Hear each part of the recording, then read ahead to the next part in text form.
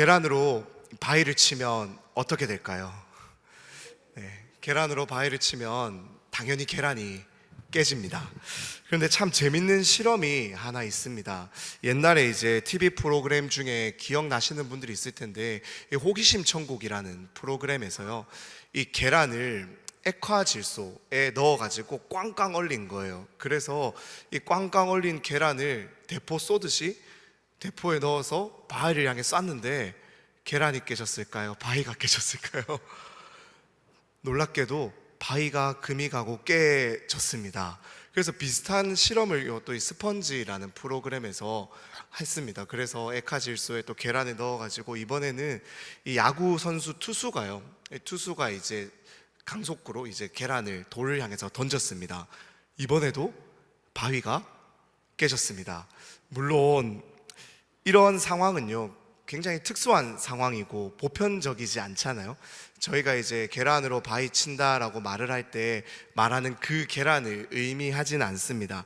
그렇게 사실 이 계란으로 바위를 치면요, 계란이 깨지는 것이 당연합니다. 그런데 이 최명이라는 이 소설가의 이 대하 소설인 이 혼불에 보면은요, 이 바위와 부딪혀서 깨질 수밖에 없는 이 계란에 대한 이야기가 나오는데요. 근데 그 이야기가 이 영화 변호인에서 리메이크가 돼서 이렇게 이제 대사로 사용이 되었습니다. 제가 한번 읽어드리겠습니다. 바위는 아무리 강해도 죽은 기고 계란은 아무리 약해도 살은 기랍고 바위는 부사지가 모래가 돼도 계란은 깨어나서 그 바위를 넘는다. 그 얘기는 모릅니까? 이러한 대사가 있었습니다. 이게 무슨 뜻입니까? 바위는 아무리 강해 보이고 단단해 보이고 튼튼해 보인다 할지라도 그 바위에는 생명이 없다라는 거예요. 바위는 죽은 것입니다. 그래서 그 바위에 죽어 있지만 단단한 그 바위에 부딪혀 깨질 수밖에 없는 계란은, 그래서 우리가 보았을 때는 너무나도 약해 보이는 그 존재는 사실 약해 보인다고 할지라도 그 안에 생명을 품고 있다라는 겁니다.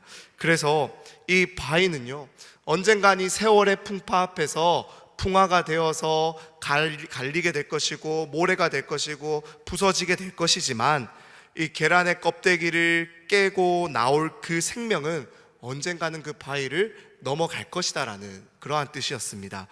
그러니 이처럼 우리 그리스도인들이요, 믿음으로 세상을 살아갈 때, 이 믿음으로 세상을 마주할 때요, 우리가 마주하는 그 세상이 바위처럼 태산처럼 느껴질 때가 참으로 많지 않습니까?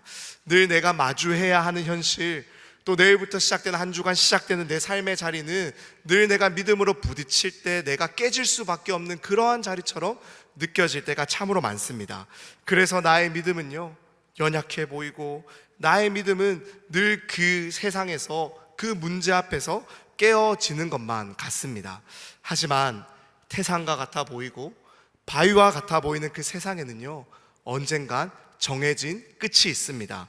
그러나 그 세상 가운데 그 믿음으로 살아가는 우리, 그래서 늘 깨어질 수밖에 없는 우리에게는요, 하나님이 우리에게 담으신 생명이, 영생이 담겨 있습니다. 그렇기에 믿음으로 살아가는 우리의 삶이요, 늘 계란으로 바위치기처럼 느껴진다라고 할지라도 우리가 기꺼이 믿음으로 그 바위를 향해서 달려가 부딪혀 살아갈 이유가 우리에게 있는 것이 아니겠습니까? 오늘 우리가 함께 읽은 본문에서도요, 우리와 같이 태산과 같은 세상을, 이 바위와 같이 도무지 깨어지지 않을 것만 같은 세상을 마주하고 있는 세 청년의 이야기가 등장합니다. 그들은 이 다니엘의 세 친구인 하나냐와 미사엘과 아사랴입니다. 이들은요, 이 자기들이 살고 있던 유다가 이 바벨론에 의해서 망하게 되어서 이 바벨론의 포로로 지금 끌려온 상황입니다. 그리고 이들은 이 바벨론의 궁정에서 이 왕의 신하로 서기 위해 이 바벨론 사람들의 언어와 학문과 이 문화를 배우게 되었고, 심지어 그들의 이름은요, 사드락과 메삭과 아벳느고라는 이름으로 바뀌게 되었습니다. 이 사드락과 메삭과 아벳느고라는 이름의 뜻은요, 이 마르둑 또는 느고와 같은 이 바벨론의 신을 높이는 이름입니다. 그에 반해 이 하나냐와 미사엘과 아사랴의 뜻은요, 하나님을 높이는 이름이었어요. 그러니 이들의 이름을 바벨론의 사람들이요, 사로잡아와서 하나님을 높이는 이름으로 살아가고 있던 그들의 이름을 그들의 신, 바벨론의 신들의 이름을 높이는 이름으로 바꾸어 버린 것이 무슨 뜻이겠습니까? 바로 이들의 정체성을 바꾸어 버리려고 했다라는 겁니다. 이제는 너희를 다스리고 이제는 너희의 삶을 주관하고 너희의 삶을 지배하고 있는 신은 여호와 하나님이 아니라 그 여호와 하나님을 꺾어 너희 나라를 무너뜨린 우리들의 신이다라는 것을, 이들의 이름을 바꾸어서 그들의 정체성을 바꾸어 버리려 했다라는 겁니다. 고대 근동에서는요, 양 국가 간의 전쟁은 그 나라가 믿는 신들의 전쟁이라고 생각했기 때문에 이렇게 생각했던 바벨론 사람들의 생각은요, 너무나도 지극히 당연한 생각이었습니다. 하지만 다니엘과 이 세 친구들이요, 사는 곳이 유다에서 바벨론으로, 그리고 이들의 이름이 하나님을 높이는 이름에서 이 바벨론의 신들의 이름을 높이는 이름으로 바뀌었다라고 해도 이들은 그 바벨론 땅에서 사드락과 메삭과 아벤느고로 살았던 것이 아니라 하나냐와 미사엘과 아사랴로 여전히 살아갔다라는 것입니다. 다시 말해서 그들의 상황, 그들이 처해 있는 환경은 바뀌었고 그들의 이름은 바뀌었지만 그것이 그들의 믿음도 그들의 정체성도 바꾸어낼 수 없었다라는 사실입니다. 사실 세상은요, 자신을 둘러싸고 있는 그 환경을, 상황을 얼마나 중요하게 여깁니까? 이 맹모 삼천지교라고 해서 이 자식들의 주변에 좋은 사람을 두려고 하고 좋은 환경을 만들어 주려고 하는 것이 모든 세상 사람들의 방법입니다. 사람들은요, 자기를 둘러싼 상황과 환경 가운데 너무나도 쉽게 영향을 받게 되어 있고 또 영향을 받다 보면은 그러한 상황과 환경에 쉽게 순응해 버리기 때문입니다. 그렇기 때문에 사람들은요, 주변에 좋은 사람, 좋은 환경을 두려고 합니다. 그런데 이 다니엘과 세 친구들은 그렇지 않다라는 거예요. 자신들의 바뀐 상황과 환경 가운데서 무엇보다 자신들을 제외한 모든 사람들이요, 너희 나라의 신은, 너희가 믿고 있는 그 여호와 하나님은 이제 없다고, 우리에게 졌다라고 말을 하면서 손가락질을 하고 있는 그 상황 가운데서도 그 하나님을 믿는 믿음을 포기하지 않고 그 하나님을 여전히 굳건하게 믿으며 그들의 정체성을, 그들의 신앙을 붙들고 살아가고 있었다라는 겁니다. 결코 상황과 환경이요, 자신들의 인생을 지배하지 않도록 내버려 두지 않았다라는 것입니다. 그런데 세상은 이러한 믿음으로 살아가는 이 믿음의 사람들을요, 결코 가만히 내버려 두지 않습니다. 사실 바벨론은 너무나도 거대한 제국입니다. 그 바벨론과 같이 너무나도 거대한 제국 가운데 이제 10대 갓 이제 청소년에서 청년이 되어가는 이 다니엘과 세 친구가 하나님을 그들이 믿으며 살아간다라고 해서 그것이 사실 제국의, 그 큰 제국의 어떠한 위협이 될 수가 있겠습니까? 얼마나 큰 위협이 감히 될 수가 있겠냐라는 겁니다. 하지만 세상은요, 이 다니엘과 세 친구가 하나님을 믿는 믿음으로 살아가는 모습을 내버려 두지 못하는 거예요. 눈의 가시처럼 여깁니다. 늘 호시탐탐 이들의 신앙을, 이들의 믿음을 꺾어버릴 기회만을 노리고 있어요. 그래서 너희가 믿고 있는 그것이 틀렸다라고 말을 해주고 싶다라는 겁니다. 그러니 사실 이것은 누구를 향한 도전이라고 우리가 볼 수 있습니까? 다니엘과 세 친구를 향한 도전이 아니라 그들이 믿고 있었던 여호와 하나님이 틀렸다, 여호와 하나님이 존재하지 않는다, 여호와 하나님은 우리에게 졌다라는 것을 그 세상의 바벨론의 사람들이 증명하고 싶고 증거하고 싶은 그들의 도전이 아니겠습니까? 그리고 이제 오늘 우리가 함께 읽었던 이 본문의 상황이 펼쳐지는 거예요. 이 느부갓네살 왕은요, 높이가 30m, 너비가 3m가 되는 엄청나게 거대한 금신상을 세워서 이제 자기가 다스리는 모든 제국의 사람들에게 명령을 내립니다. 오늘 함께 읽었던 본문의 말씀에 보면은 여러 가지 악기, 우리가 발음하기 어려운 여러 가지 악기들이 나오는 것이 들리는데 세상에 존재하는 모든 악기들을 총동원해서 이 금신상에게 절하며 예배하며 나아갔던 그 시간을 높였다라는 것을 이제 우리가 알 수 있습니다. 그리고 자기의 이 명령에 따르지 않는 사람들을 향해서요, 오늘 본문 6절의 말씀처럼 이렇게 명령하는 거예요. 누구든지 엎드려 절하지 아니하는 자는 즉시 맹렬히 타는 풀무불에 던져 넣으리라. 내 명령을 따라서 내가 세운 이 금신상에게 절하지 않는 사람은 내가 즉시 풀무불에 집어넣겠다라고 명령을 하는 겁니다. 그런데 모든 사람들이 이 금신상 앞에 엎드려 그 왕의 명령에 순종하며 복종하며 나아갈 때 이 세 친구, 다니엘의 이 세 친구들은요, 그 명령을 따르지가 않는 겁니다. 그리고 그렇게 왕의 명령을 따르지 않는 그 세 친구를 세상은 가만히 내버려 두지 않는 거예요. 이들을 고발합니다. 이들을 내버려 두었다가는 우리 제국에 잠재적인 위협이 될 수 있습니다 라고 간주해버리면서 왕에게 이들을 고발하는 거예요. 그래서 오늘 본문의 12절처럼 이렇게 고발합니다. 이제 몇 유다 사람 사드락과 메삭과 아벳느고는 왕이 세워 바벨론 지방을 다스리게 하신 자이거늘 왕이여, 이 사람들이 왕을 높이지 아니하며 왕의 신들을 섬기지 아니하며 왕이 세우신 금신상에게 절하지 아니하나이다. 왕의 명령을 지키지 않는다라고 고발을 하는 겁니다. 즉시 이들은 그들이 다스리고 있던 지방에서 끌려 올라와 왕의 신문을 받게 됩니다. 그런데 이상한 것은요, 왕은 그가 말했던 것처럼 즉시 풀무불에 던져 넣지 않고 이들에게 한 번 더 기회를 주는 거예요. 이들에게 마지막 기회를 줍니다.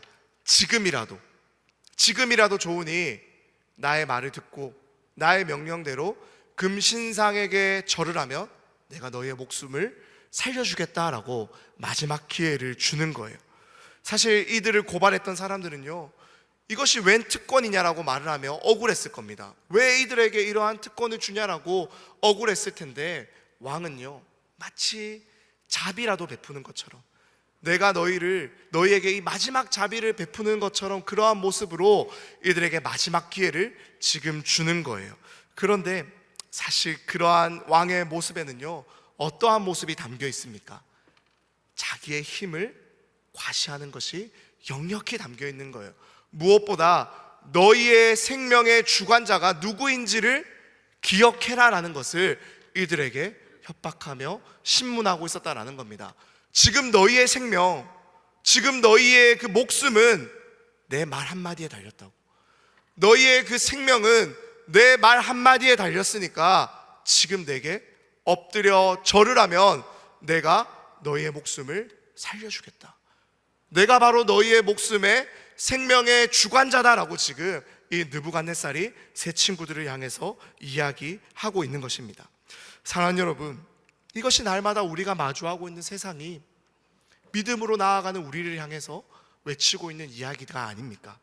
세상은요, 이 믿음으로 살기 위해서 세상을 맞서고 그 세상의 논리를 거스르고 이 세상의 가치관에 따르지 않는 우리를 향해서 오늘 본문의 이 느부갓네살과 같이 동일하게 이야기하는 것들을 우리가 마주하게 됩니다. 마치 그들은요, 우리에게 이 왕처럼 자비를 베푸는 것처럼 느껴집니다. 그렇게 해서 괜찮겠어? 그렇게 해서 먹고 살 수 있겠어? 그렇게 해서 살아남을 수 있겠어? 내가 좀 도와줄까? 이런 식으로 자비를 베푸는 것처럼 우리에게 다가오지만 그들의 말, 그들의 그런 걱정 어린 태도의 이면에는요, 무엇이 담겨 있습니까? 우리처럼 살지 않으면, 세상 사람들이 다 살아가는 방식처럼 그렇게 살아가지 않으면 너희 망한다고, 너희 곧 죽게 된다고, 너희 곧 이 땅에서 끊어지게 될 것이다 라고 우리들을 향해서 알게 모르게 협박하고 있는 것이 믿음으로 우리가 살아가고 있는 세상을 마주할 때 듣게 되는 이야기들이 아닙니까?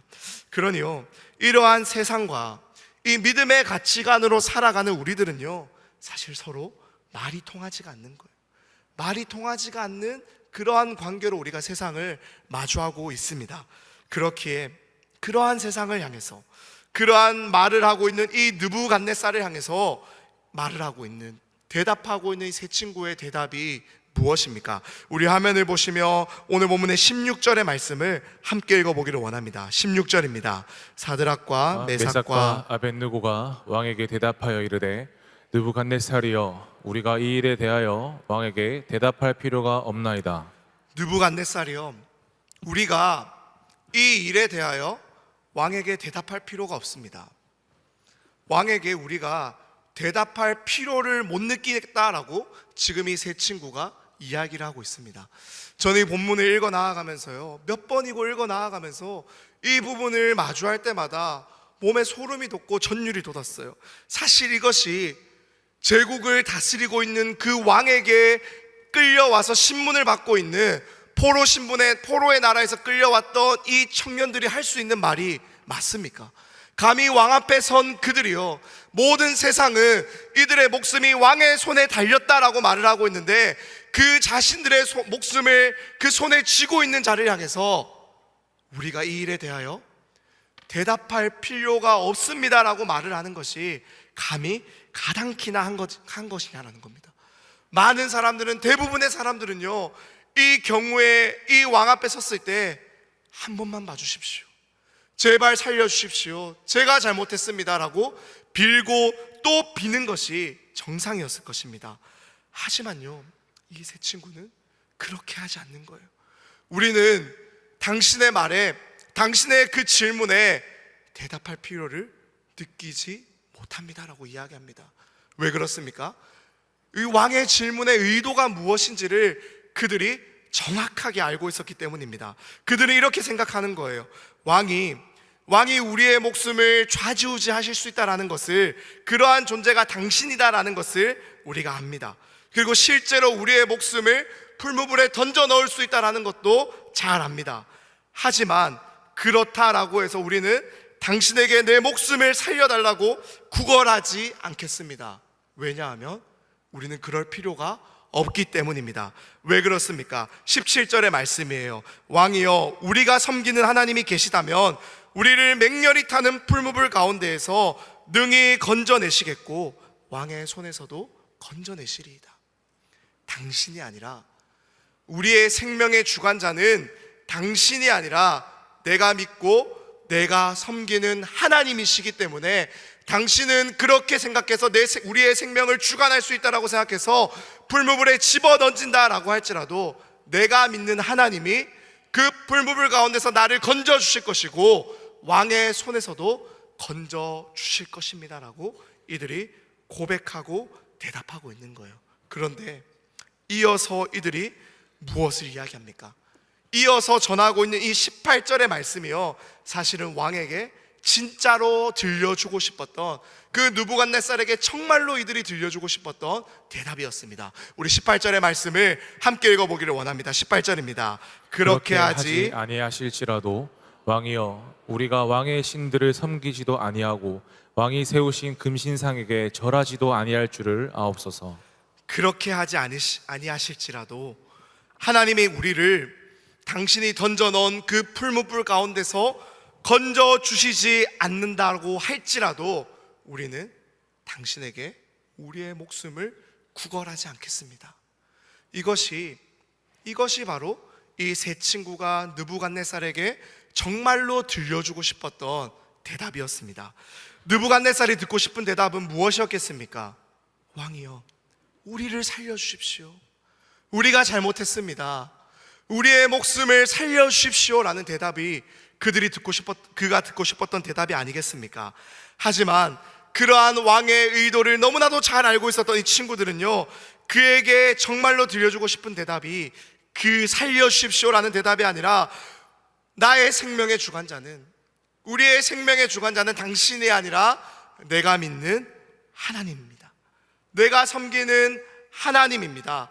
하지만 우리 하나님이 만일 그렇게 하지 아니하실지라도 우리는 왕이 아니라 우리 하나님을 섬길 것입니다 라고 지금 이들이 정확하게 대답해 주고 싶었다라는 사실입니다. 사랑하는 여러분, 이것이 정말로 하나님을 나의 생명의 주관자로 고백하는 사람들의 대답인 줄로 믿습니다. 그리고 무엇보다 이것이 정말로 하나님을 우리 인생의 왕으로 또 주인으로 모시는 자들의 고백인 줄로 믿습니다. 왜 그렇습니까?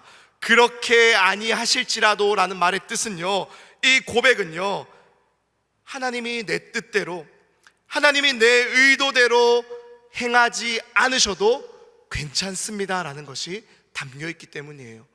하나님이 내가 원하는 대로, 하나님이 내가 생각했던 대로, 하나님이 내가 기도했던 대로 응답해 주시지 않으셔도 하나님이 내게 행하시는 것이 가장 선합니다라고 고백하는 고백이기 때문입니다.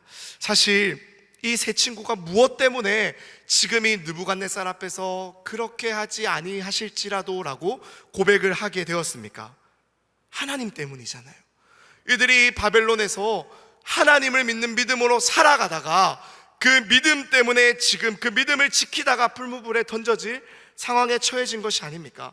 그러니 이들의 이야기를 들었을 때요, 많은 사람들은 하나님을 향해서 저렇게 충성스럽게 고백하며 나아가고 있다면 하나님이 저들의 목숨을 건져주셔야 되고, 하나님이 저들의 그 충성에 마땅한 대가로, 마땅한 보상으로 응답해 주셔야 되는 것이 아니냐라고 생각을 했을 것입니다. 이것이 느부갓네살이 보였던 태도잖아요. 너희가 내게 충성을 보인다면, 너희가 내게 목숨을 구걸한다면, 너희가 내게 살려달라고 말을 한다면 나는 너희의 그러한 구걸에, 너희가 고백하는 그러한 충성에 마땅한 대가를, 보상을 내가 주겠다라고 이 느부갓네살이 이야기하고 있지 않습니까? 그런데 세상은 그렇게 말하고 세상은 다 그렇게 생각하지만 정말로 하나님을 믿고 있었던 이 세 친구는요, 하나님 앞에 나아가면서 그렇게 반응하지 않는 거예요. 하나님, 그렇게 하지 아니하실지라도 당신은 여전히 나의 하나님입니다. 이것이 그 왕 앞에서, 풀물에 던져질 그 위기 앞에서 왕에게 정말로 들려주고 싶었던 이 세 청년의, 이 세 친구의 고백인 줄로 믿습니다.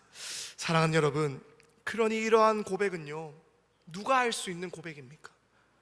이러한 고백은 정말로 어떠한 사람이 할 수 있는 고백입니까? 하나님 앞에서 나의 작음을 알고 그분의 크심을 알고 인정하는 사람만이 할 수 있는 고백인 줄로 믿습니다. 나는 당신 앞에서 너무나도 작고, 내가 가지고 있는 수, 내가 가지고 있는 생각, 내가 가지고 있는 그 어떠한 것은 유한하지만 나를 향한 무한하신 수를 가지고 계시고, 나를 향한 무한하신 계획을 가지고 계시고, 무엇보다 가장 선하신 하나님께서 내 인생을 주관하시고 수를 놓으시고 그 돌을 옮기신다면, 하나님, 당신이 크시기에 당신의 뜻이 옳습니다 라고 이들이 고백하고 있다라는 거예요. 여기에 모인 우리 모두도 마찬가지로 이러한 고백으로 하나님께 나아갈 수 있게 되기를 우리 주님의 이름으로 간절히 축복합니다. 그렇다면 이들이 어떻게 이러한 믿음을 고백할 수 있는 자들이 될 수가 있었을까요? 마지막으로 그것을 살펴보며 우리에게도 적용해 볼 수 있기를 원합니다. 사실 이 세 친구가 이 금신상에게 절하지 않으면 당장 풀무불에 던져버리겠다라고 말하고 있는 이 왕의 명령, 그 왕의 면전 앞에 섰을 때 당연히 두려웠지 않겠습니까? 당연히 그들도 무서웠을 거예요.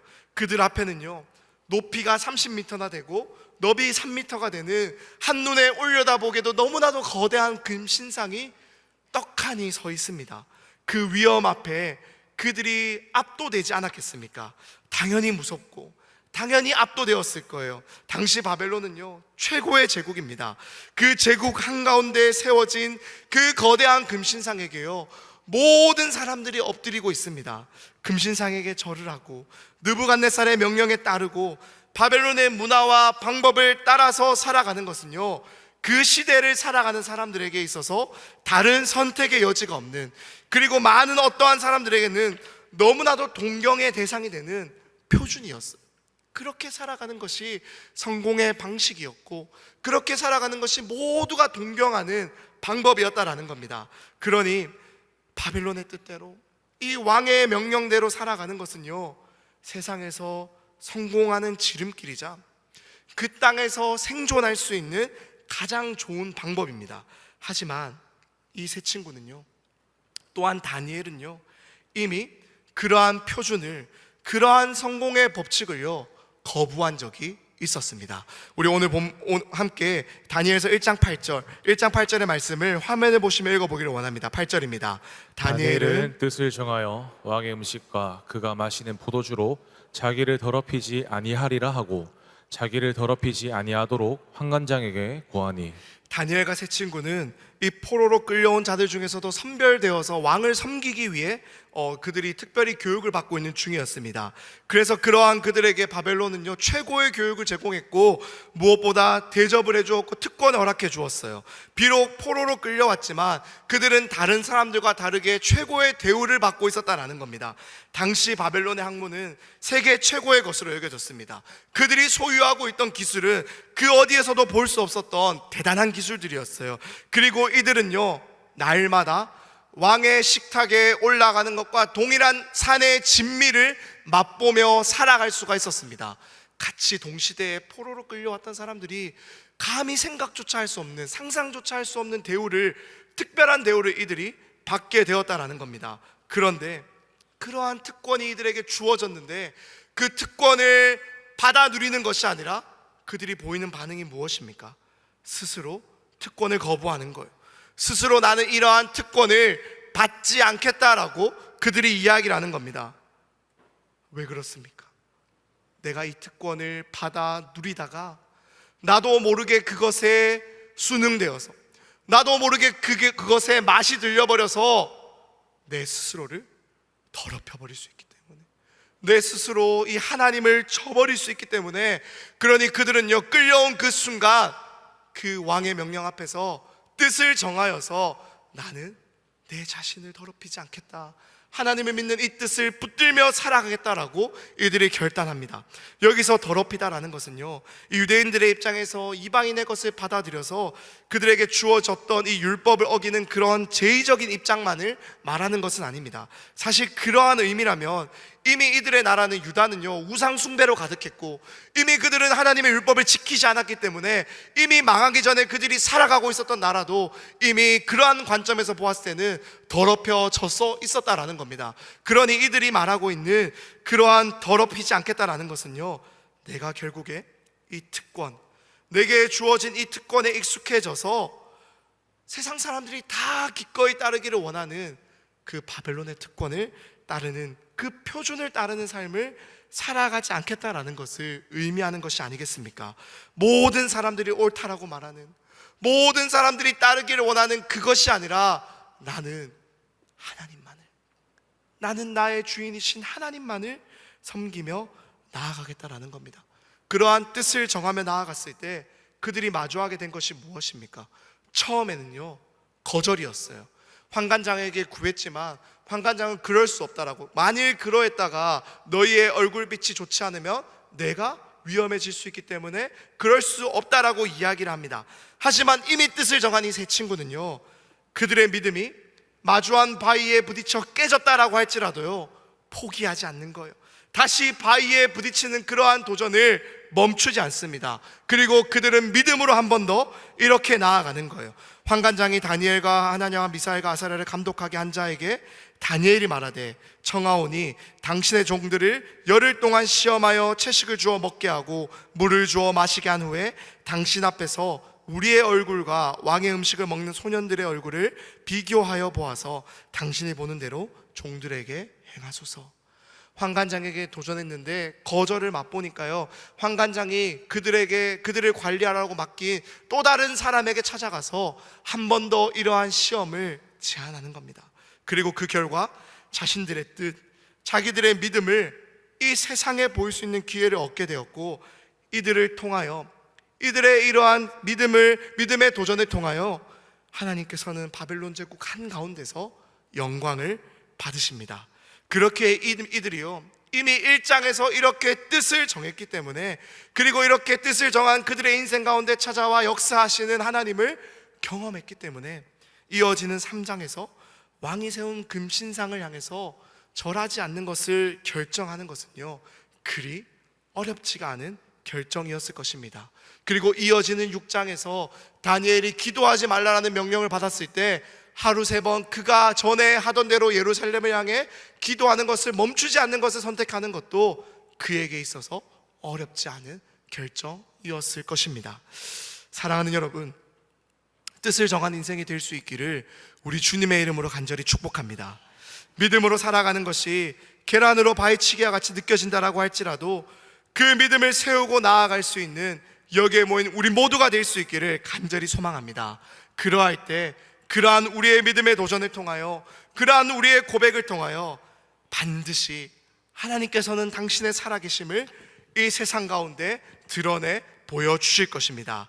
그러니 사랑하는 여러분, 우리가 계란으로 바위치기와 같은 상황을 마주한다라고 할지라도 그 믿음의 도전을 멈추지 말아야 하는 이유가 여기에 있는 거예요.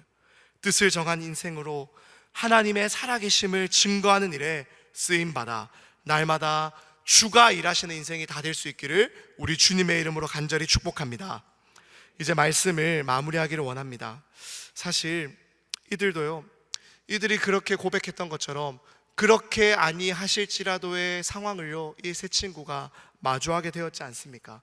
풀무불에 던져지게 됩니다. 그런데 그 던져진 그 풀무불에서 우리는 알고 있잖아요. 하나님이 함께 하셔서 그들을 지켜주시고 불탄 냄새 하나 나지 않도록 그들을 덮어 지켜주셨습니다. 이 하나님이 우리와 늘 함께하는 하나님인 줄로 믿습니다. 이스라엘 백성들이요, 광야 40년의 여정의 끝에 그 모압 평지에 다다르게 되었을 때 그들은 모세의 해고를 듣습니다. 그들은 광야에서 죽을 고생을 다 했어요. 얼마나 힘들었겠습니까? 그런데 모세는 이렇게 고백합니다. 이 40년 동안에 내 의복이 헤어지지 아니하였고 내 발이 부르트지 아니하였느니라. 왜 그렇습니까?